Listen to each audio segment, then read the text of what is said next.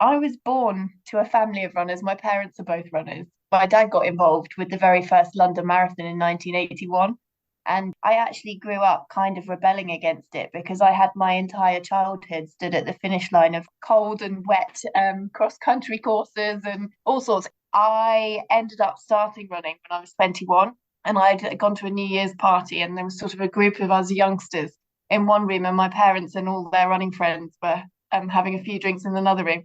And somebody came in and said, "Yeah, what's your New Year's resolution?" And I bet it's not to run a half marathon because you couldn't manage that. And of course, that's a bit of a red rag to a bull. So that year I did my first half marathon, and then you know how it goes. Kind of one thing leads to another. Before you know it, you're running marathons. And then, sort of inspired by my dad, when he'd been ultra running for quite some time, but he went out and did Marathon des Sables in 2012. And when he got back, I thought, actually, maybe I quite fancy that. Hello and welcome to another episode of the Running Tales podcast with me, Craig Lewis. This week's guest, Helen Ramwell, didn't always want to run. Despite coming from a family full of runners, Helen rebelled. Until at one family party, she was told she'd never be able to do a half marathon. The challenge was too much to resist, and Helen's running career was underway. That first half was soon conquered, slowly, according to Helen, and a succession of marathons followed, along with the Marathon des Sables, aka the toughest foot race in the world, which she ran with her dad, Richard. Sadly, Richard has since passed away, but Helen was able to honour his memory when she completed another multi-day ultra at the end of 2023, the 5-day, 123-mile capital to country ultra through Nepal and the foothills of the Himalayas.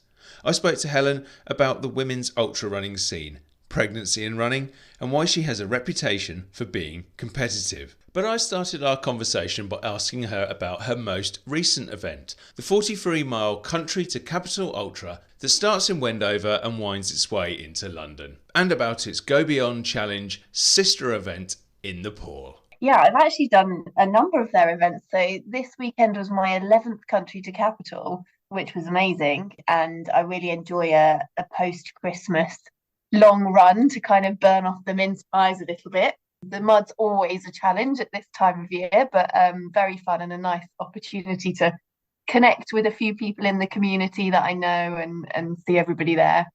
And then last November was Nepal, which was capital to country. But yes, like you said, very different in terms of a multi-stage event, 123 miles we covered over 5 days. The elevation was about 27,500 feet over the course of the week, and equal amount of descent. So much more of an organisation event in terms of having to prep all the kit and the food. It was self-sufficient, albeit they put out tents and gave us hot water at night time and gave us water during the day as well. But both really enjoyable in different measures. And then historically, I've also done their Thames Trot, although I think they've renamed it now to the Thames Trail. So that's Yeah. another good fun one, and another one which is very muddy. And in terms of these long runs, is running something that you've always done, and has it always been ultra running and ridiculous challenges? Interesting question. So I was born to a family of runners. My parents are both runners. My dad got involved with the very first London Marathon in 1981. And I actually grew up kind of rebelling against it because I had my entire childhood stood at the finish line of cold and wet cross country courses and all sorts. In fact, I've been to the London Marathon nearly every year of my entire life, apart from when I messed up the dates of getting married and actually got married on the same weekend. So there's been one exception. But I ended up starting running when I was 21, and I'd gone to a New Year's party, and there was sort of a group of us youngsters in one room, and my parents and all their running friends were having a few drinks in another room. And somebody came in and said, "Yeah, what's your New Year's resolution?" And I bet it's not to run a half marathon because you couldn't manage that. And of course, that's a bit of a red rag to a bull. So that year I did my first half marathon, and then you know how it goes. Kind of one thing leads to another. Before you know it, you're running marathons, and then sort of inspired by my dad. When he'd been ultra running for quite some time, but he went out and did Marathon des Sables in 2012. And when he got back, I thought, actually, maybe I quite fancy that. And I don't know what drove me to that, but that was when my ultra running journey started. So I'm still a kind of unusual blend of both road racing and ultra racing, and enjoying trails. But for me, they serve different purposes. And I think, like most runners, it's kind of an addiction. And I just like the mental headspace. I like being out in the fresh air. I like the community aspect. And I think you meet lots of very interesting and very different profiles when you're out and about running. Yeah, definitely. I want to talk about all of that and certainly talk about MDS and about how your dad inspired you as well, a little bit more. But the first question that kind of comes to mind is how did that first half marathon go? I assume you managed to do it. I did manage to do it, and it was very, very slow, certainly by the standards set by the rest of my family. I perhaps won't share what the time is, but I think it probably still is my PW. And I actually haven't done that many half marathons, for less than 20 over the last 20 years, but a lot more marathons once I got into it. But as you said, you must have enjoyed it enough to find something in running and not just not to turn back at the next family gathering and go, well, I've done it now. That proved you all wrong. That's it. Well, yeah, I think once I'd started and sort of got into it, it got into the routine. I think a lot of it is about routine, isn't it? And kind of finding how it fits into your week. And sometimes your life changes and you have to find a new routine, but that's how you kind of maintain balance in your life. And I think that's quite important, certainly for me. So you got into running, you started to move along, you started to do bigger and better races and get a little bit quicker as well, as you said. And you did come on to doing this challenge of MDS. I mean, what was that like? And I suppose first of all, what was people's reaction when you turned around and said, "I'm going to do the Marathon des Sables"? I think there was quite a lot of people quite shocked, particularly some of those family friends, because I'd been so much of an anti-runner when I was a teenager, and I was still quite young at that stage. And so sort of people that had known me when I was younger were very surprised that I was really into it. But I think also I think a lot of people really appreciate, I know within the running community there's a lot of differing opinions about MDS, but I think most people do appreciate that it is a pretty tough physical challenge, certainly for a layman. And I think there's also a huge amount of organizational elements for getting yourself prepped and ready for the start and keeping yourself going all the way through. I mean, that's evidenced by the number of people that don't make it to the end. So I think no matter what kind of group or community within my friendship groups that I was telling about it, everybody was quite impressed. And I think that's almost part of the things that spur you on to do it, isn't it? In terms of, when you feel like there's a bit of appreciation for what you're trying to achieve, which is lovely and certainly very humbling. I'm going to ask about doing it with your dad, but I just thought about that second part that you mentioned there in terms of the attitude of ultra runners, perhaps extreme runners to MDS. There's this strange sort of hierarchy within running these extreme events, which comes into it, where some people will even look down their nose at something like MDS as strangely commercial. I mean, this is all miles ahead of my thing. I've done 150k ultra, so looking at any of these things, I just think they're incredible. But it does exist, doesn't it? It does, and I do find it in some respects a little bit sad, because I think one of the joys of running is certainly one of the things that I like about it is that it allows you to get out and experience different things, and different things might be doing a local event, or it might be traveling around the world and meeting different types of people. For sure, I can understand why people see it as being commercialized, because it has become quite a big enterprise and it is expensive, which of course is prohibitive for some people. And I understand that can be inflammatory in some cases, but I don't think that should restrict people from wanting to do MDS or indeed any other big run that costs a little bit of money. there are ways of being able to, if you have the privilege of being able to go, you shouldn't be embarrassed to take the opportunity, I think, is what I'm trying to say. Yeah, I think that makes sense. Look, I mean, people may turn around and say that it's wrong to go on holiday to Barbados because not everyone can afford to go on holiday to Barbados. But if I get the chance to do it, it's not stopping me going there. And I think that's perhaps the same with some of these races, and that they are, whatever people might say, they are so iconic, aren't they? Absolutely, and it is sort of one of the ones that my drivers is I like to do some of these big ones because it's part of your identity, part of the experience and credibility within the ultra running community. Yeah. And what was it like to do it with your dad? That must have been pretty amazing.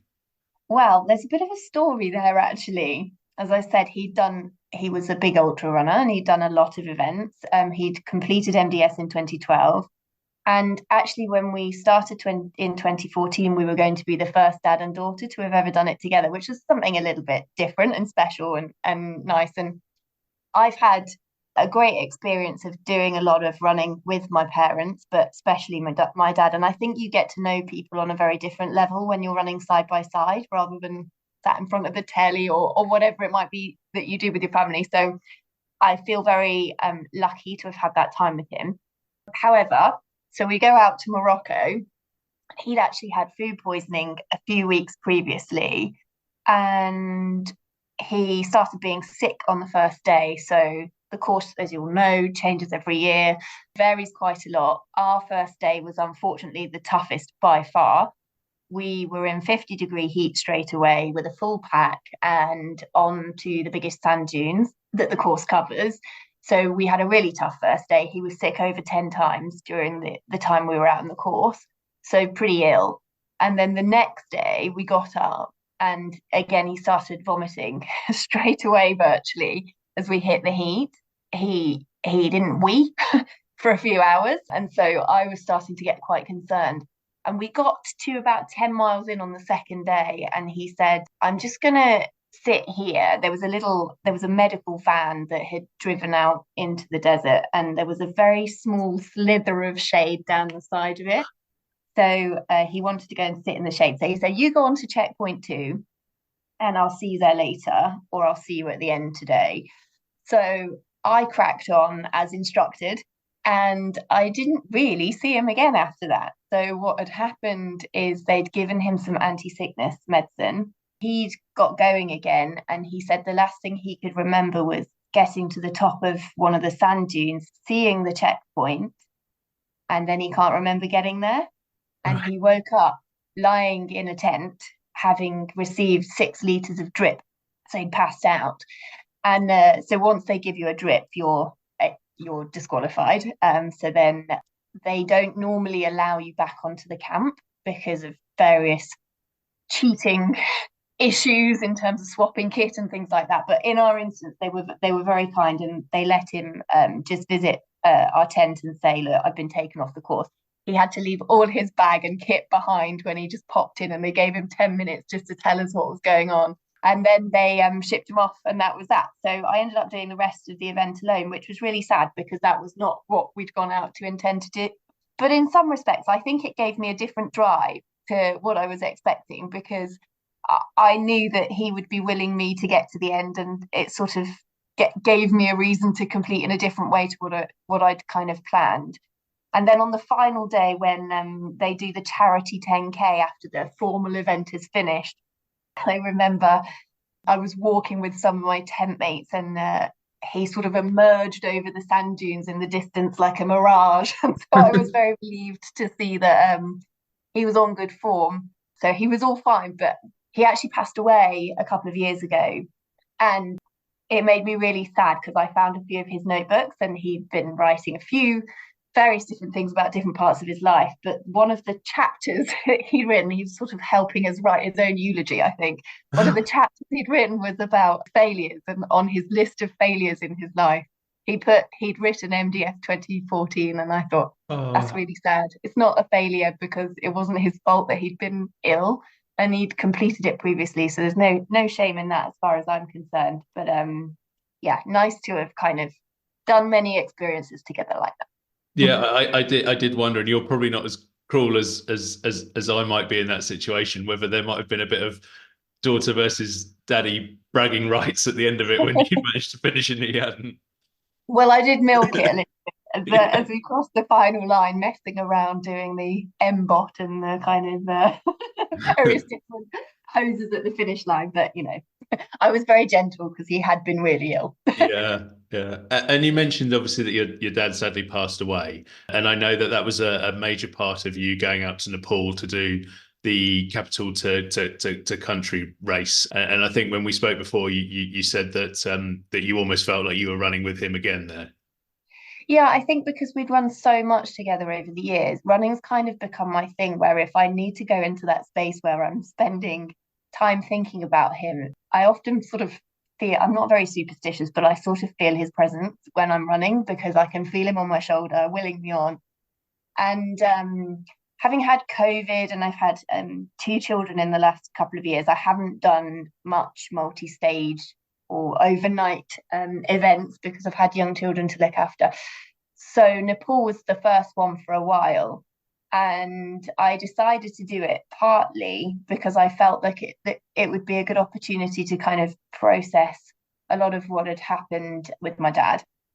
And it took a while, but certainly by the third or fourth day, I think out in the mountains, Nepal's a very spiritual country anyway. And I actually found myself talking to him for a little while and got a bit emotional and then decided I couldn't run and cry at the same time. So that kind of finished that. But I certainly got the time to absorb that information and sort of process the whole previous couple of years. So that was really useful for me personally.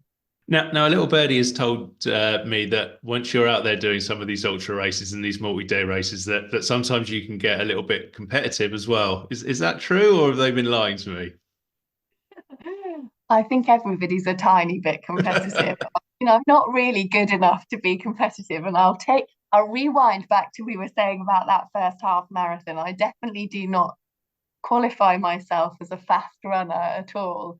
However, I have a little group of friends within the ultra running community, and we have a WhatsApp group, and everybody's always winding each other up. So when we were doing capital to country, I was fortunate enough to win the first stage. Now there was relatively not that many competitors, so it's all taken with a pinch of salt. But then they all thought it was hilarious, and so because so they were winding me up, and I didn't win any of the other stages and came second overall. So that was all fun, and I think it kind of contributes to a different dimension whilst we were out there. Yeah. The rest of my reputation for being a little bit competitive is entirely based on when I've been pacing events and I've been trying to pull out my best motivational chat for the last 25 miles of 100-mile races for people, which always depends on things like I like to play games like what's the net number of people you think we're going to pass between 80 and 100 miles? I'll buy you a beer if you're right, and all that kind of things, just to kind of find little games to pass the time. Yeah, having spoken to a few people who've done like 100-mile races, and that's something I've never been anywhere near myself, but I think those sort of games are really important. And I remember speaking to a couple of lads who did 145 miles, I think it was, on the Grand Union Canal, and they were saying it literally got to the point where they were just counting lampposts and get to the next lamppost and talking about who they were hallucinating about as they went along. Well, I've been lucky enough to do 300s now, and each time I've had paces for the second half. And I think just having a change of company is really helpful. But if they've come along with little tactics of something to distract you with, that's certainly a big help for me. I'm sure Yeah. some people might get annoyed by it, and I probably have annoyed some others when I've been pacing them, but whatever it takes. And what's it like I think it's fairly common now, but what's it like as a woman in the ultra running world? Because I think there's probably a time where it perhaps wasn't so common. That's another hot topic, isn't it? There's a lot of conversation about female runners, But particularly on some of these longer trail events. yeah, to the extent that a lot of people now are saying that actually genetically women are better made, if that's the right word, for doing these very long events and are actually getting better and better times than a lot of the men now. Personally, I don't really notice a massive difference. I do notice that there's obviously a significantly lower number of women on the start line Yeah. of most events, if not every event I've ever been to. I am not sure if that's being driven by confidence issues or something like childcare issues, which I think, certainly from my perspective, is probably one of the drivers. So I do think there's an element, and I'm massively generalizing, that women feel like they have to seek permission for having the kids looked after, whereas men probably end up more likely to just book events and tell their wife they're doing them. So that is one juggle amongst many others. I'm glad to see that it's improving, and I think the conversation that is very live on social media, and I know organisations such as She Races are doing quite a lot to engage the race directors to make changes to toilet facilities and pregnancy deferral policies. And I think all of those are going to be positive things if they help a number of women engage who wouldn't have done previously, and level the playing field in that sense. But I think probably each individual's concerns are quite specific, and it probably varies quite a lot, but who knows, hopefully it will start to improve. And especially when we've got some great role models like Jasmine Paris and Courtney Dalwater, and there's some kind of real interesting stories starting to hit the headlines about women doing really well and winning outright some of these events, which is certainly getting a lot of interest, which is great. Yeah, I think it certainly seems to be changing, and that can only be a good thing. And I think from some race directors and run directors who I've spoken to, they think it's a good thing in terms of just a good thing morally, I suppose, but also, more women enter, then there's more people entering their races. So I think it's got to be good for everyone and good for the sport. I think the pregnancy deferral ones are really interesting discussions, because my experience through 2 pregnancies is I ran a 50-mile race at 16 weeks pregnant, and I ran 3 road marathons and didn't have an issue, but ran within myself at a very comfortable speed that I knew wasn't kind of putting my body under any pressure. I did, first time round, end up running a 45-miler 16 weeks after giving birth. And that was probably physically more challenging than the other way, than doing it when pregnant. But I looked into some more strenuous events and concluded it probably wasn't the right thing. And I actually reached out to somebody else and asked about this, to Sophie Powers, who you may be aware of, who is very involved in She Races. And I think there's a bit of a conclusion around, just because you can doesn't mean you should. And, in her situation, when she ended up doing UTMB, and there's the very now well-known photo of her with a breast pump on one side and a baby on the other. Yeah. It was because they didn't have a deferral policy, and she'd been trying for several years to try and get into UTMB. And when she finally got there, eventually, she had a small baby. So she really didn't have a choice if she wanted to do the event at that stage. And so she very sensibly said to me, why push yourself to do some of these tricky events at a stage when your body's kind of needed for other things? And I think that was good advice at the time. Yeah, I guess, and this is probably a bit of a lazy comparison, but I suppose if someone's got an injury, they wouldn't necessarily push themselves to do a race, and most times they'd be able to defer. And that kind of should be, I don't want to kind of compare pregnancy to an injury, but it has kind of some of the same effects, doesn't it? So the same policies should be in place for women who are pregnant. For sure. I think where there's a nuance between injury and pregnancy, and you don't often compare, is that I've heard of people getting rejected for championship places, asking for pregnancy referral, because indication is you're likely to come back slower than faster after an injury. And people have had to go, well, I'm not actually injured. It's very different. Yeah. And in a year's time, I'm probably going to be in a great place. So, all very interesting topical conversation happening at the moment. And I think a lot of events are sitting up and listening and changing their policies, which is great, and great for women in sport. Yeah, definitely. And what's next on the agenda for you? What's coming up in 2024, since we're just weeks into a new year? Interesting. Well, probably nothing quite so extreme. I think I daren't try and get another multi-stage event in this year from for reasons we talked about earlier around requesting time away from the family, which is obviously an important priority in my life. But I've got a few road races, including London Marathon, which I'm lucky enough to be doing most years. So I still enjoy the experience of the crowds. And then I have a couple of 50 milers in the diary later in the year. So I really want to focus on road racing for the next 3 months and then go back to a bit of trail racing afterwards. So probably one in May and one in November for 50 milers. And then who knows what might come up in between. To be honest, if somebody texts me and says, are you in for this race or that race? The answer is normally yes. And with that kind of attitude of jumping into races when someone twists your arm gently on social media or whatever, and doing 50 milers and so on, is your training a case of staying at a certain level all the time rather than necessarily training specifically for a race, or a bit of both?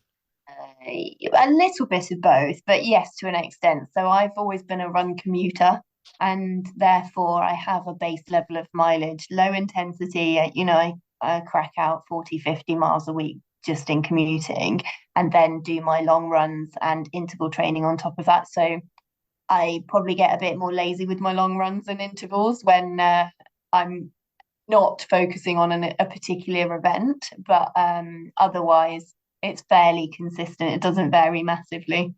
Is running slowly the winner there when getting ready for ultras? I think you can't really do high volume events without high volume in your training somewhere, but I'm probably guilty of not having a very considered training plan, and I'm sure that the guys that are and girls that are much faster than me are probably more scientific in their approach to maximizing their speed. I just want to make sure I get through the events, enjoy them, and don't get injured. And despite the reputation for being competitive, so having lots of volume under my belt is a positive thing from that perspective. But I probably have got too many miles in my legs to a certain extent. I'm not sure I'm going to be PBing marathons anytime soon. You've mentioned children. I'm not quite sure how old they are now, but are they at the stage now where they're either like you, hating running because mummy's doing it, or starting to love it for exactly the same reason? Well, that's actually a great question. So I have a 5-year-old and a 3-year-old. They both do junior park run on a Sunday morning. So it's 2K, and my little girl, at only 3, has finished her first 2 park runs in the last 2 weeks. So I'm super proud of her, but more importantly, from actually completing it, that she did the whole lot with a massive smile on her face. Absolutely loved it, because I've been buggy running with her for the last few years, which is a skill in itself, but Yeah. she's been present with her big brother in the buggy, and I think she's felt a bit restricted by it and definitely wanting to get involved. So parkrun don't technically let them run till they're 4, but they've all been really good. And I think we're getting off on a slight tangent here, but parkrun has added, I think, adds massive value to sport in the country in terms of it provides entry into sport. It's free. I love the enthusiasm of all the organisers and volunteers who show up every week, and particularly for junior park run when they're not running themselves in that event, but often it's the same faces every week, and I think it's brilliant. And I think it's a lovely way for kids to get involved in a safe environment and to do that a little bit, but without having to at all be competitive. And there's a lot of emphasis around just get out and enjoy it and do what you can. And if you have to cut a bit off the course, that's fine. Or if you have to walk a little bit, that's fine. Or if somebody, I mean, my kids often need a wee partway around, which over the course of 15 minutes is kind of hilarious, but part of the gig.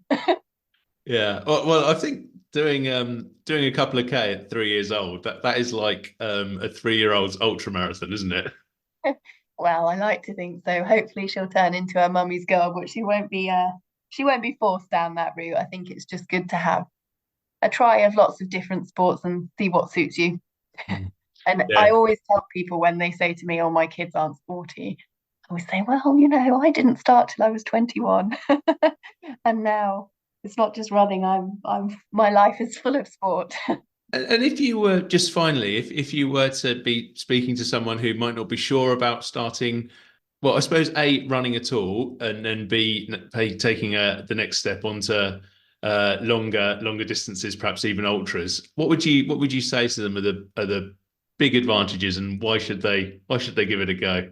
I think for most of us, we're only racing against ourselves. So, whilst people talk about racing and entering races, unless you're in the elite few that are likely to be winning it, the enjoyment is your personal progression. And so it's a fairly safe environment. And certainly originating as a slow runner, I've been through that journey of kind of feeling like I'm back of the pack all the time and then finally working my way up to middle of the pack. And that's a great feeling to see the progress without feeling like it's a threatening environment to be in. I think everybody is genuinely very welcome in well, every running club or every event that I've ever been to has been very welcoming and actually quite diverse. And I think it doesn't matter if you need to walk or if you need to take your foot off the gas a little bit.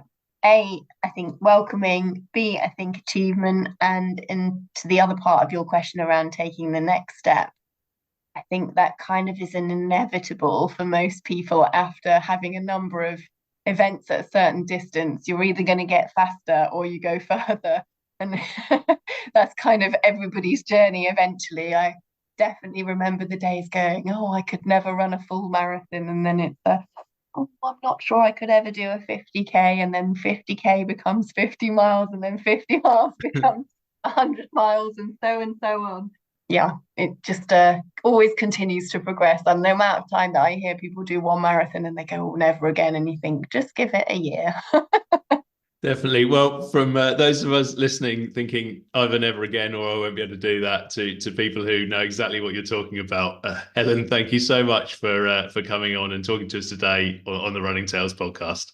Thank you very much for having me. Thanks again to Helen Ramwell for joining us on the Running Tales podcast. I really hope you enjoyed our conversation just as much as I did. If you're able to give us a positive review and rating, we really value that. We're also available on social media, on Twitter, on Facebook, on YouTube and on Instagram. And of course, you can find our Substack newsletter at www.runningtales.substack.com. So please check that out and subscribe. Thanks again for joining us on this week's Running Tales podcast, and I'll see you again next week for another Running Tale.